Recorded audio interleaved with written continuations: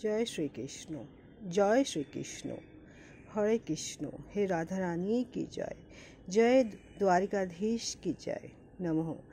जय सिया रामचंद्र की जय। जय वैष्णो माता की जय। जय। एखाने आज आमी भगवद गीतार पाठ करছি एकादश अध्याय विश्व दर्शन योग श्लोक 3। आज आमी एखाने श्रीमद् भगवद गीता श्री एवं मदेद एवं एतत् यथा अथो तमः आत्मनां परमेश्वरां दृष्टाम् इच्छामि रूपं ते रूपम ऐश्वर्यम पुरुषोत्तमः। अनुवाद। हे परमेश्वर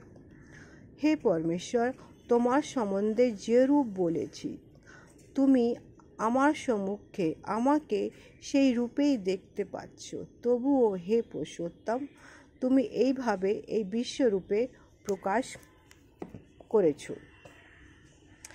আমি তোমার সেই রূপময় রূপ দেখতে ইচ্ছা করছি। এখানে শ্রীকৃষ্ণ আর শ্রী অর্জুন কুরুক্ষেত্রের সেই মাটিতে দাঁড়িয়ে মহাভারতের সেই যুদ্ধক্ষেত্রে তাদের যুদ্ধ, কিন্তু তার মধ্যে শ্রীকৃষ্ণ যখন বুঝতে পারে কি অর্জুনের মনের কি দশা, সেই অর্জুনের সেই মনের দশাকে সে কাটাতে চায়, যার ফলে সে গীতার সে জ্ঞান।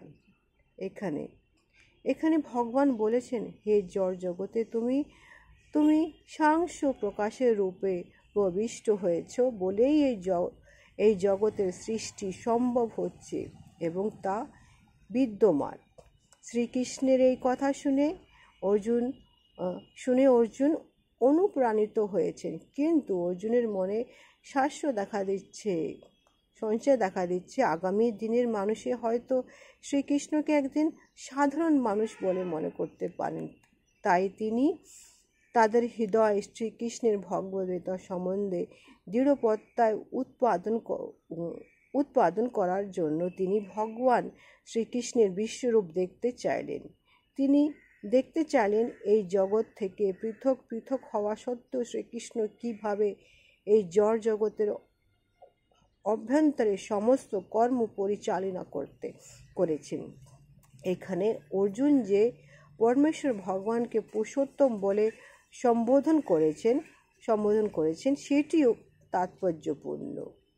যেহেতু শ্রীকৃষ্ণ হচ্ছেন অর্জুনের হৃদয়ে সমস্ত বাসনার কথা তিনি জানতেন এবং তিনি এটাও জানতেন যে বিশ্বরূপে দর্শন করার কোনো বিশেষ বাসনা অর্জুনের ছিল না, কারণ তার দ্বিভুজ শ্যাম সুন্দর রূপ দর্শন করাটাই অর্জুনের পূর্ণ মাত্রায় তৃপ্তি ছিল।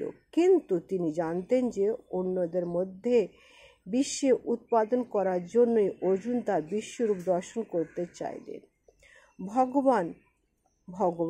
ভগবদ্গীতা সম্বন্ধে অর্জুনের আর কোনো রকম সন্দেহ ছিল না, তাই তার নিজের মনের সন্দেহ নিরসন করার জন্য ভগবান বিশ্বরূপ দর্শন করতে চাইলেন।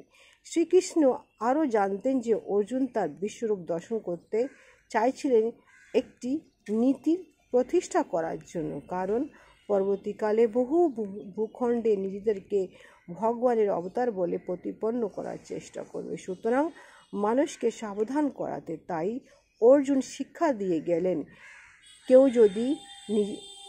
যদি নিজেদেরকে ভগবান বলে প্রতিপন্ন করতে চায় তাহলে সেই দাবির যথার্থ সুষ্ঠুভাবে প্রতিপন্ন করার জন্য তাকে বিশ্বরূপ দর্শন করতে হবে। শ্রীকৃষ্ণের জয়। হরে কৃষ্ণ হরে কৃষ্ণ হরে কৃষ্ণ। হে দ্বারিকাধীশ। এখানে অর্জুন একজন প্রতিষ্ঠার সৃষ্টি করছিলেন কি শ্রীকৃষ্ণের যে ভগবান, শ্রীকৃষ্ণের যে মনের অন্তর্যামী সে মনকে বুঝতে পারে। অর্জুনও বুঝতে পেরেছিল কি শ্রীকৃষ্ণ যে ওনার সখা, সে যে নারায়ণ, সেটাও বুঝতে পেরেছিল। আর শ্রীকৃষ্ণ অর্জুনকেও বুঝতে পেরেছিল কি ওনার বাল্য সখা এখনও তার মনের মধ্যে ভয় হচ্ছে, সে কি করবে কি না করবে। তার জন্য সে ওনাকে বিশ্বরূপ যোগ দর্শন দিলেন। এই যে বাক্যটা অর্জুন আর শ্রীকৃষ্ণের মধ্যে একটা বাল্যসখার রূপ, একটা ভগবান আর তার ভক্তের রূপ।